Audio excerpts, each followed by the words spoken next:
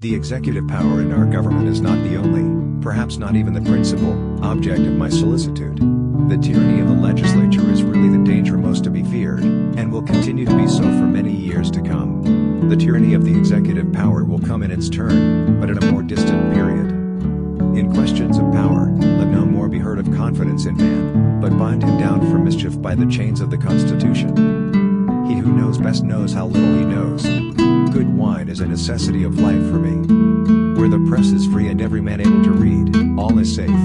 Not to find out new principles, or new arguments, never before thought of, but to place before mankind the common sense of the subject, in terms so plain and firm as to command their assent, and to justify ourselves in the independent stand we are compelled to take. We are afraid of the known and afraid of the unknown.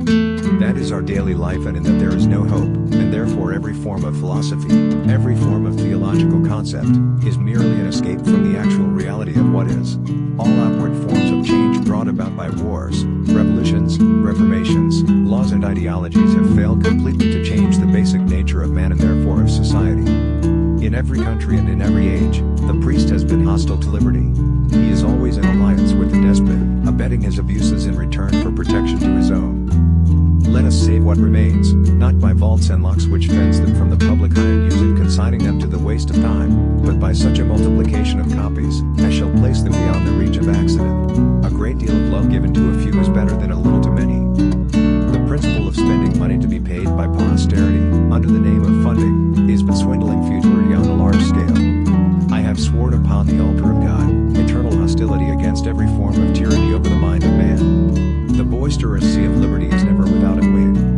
Nobody wishes more than I do to see such proofs as you exhibit, that nature has given to our black brethren, talents equal to those of the other colors of men, and that the appearance of the one of them is owing merely to the degraded condition of their existence, both in Africa and America. Dependence begets subservience and venality, suffocates the germ of virtue, and prepares fit tools for the designs of ambition.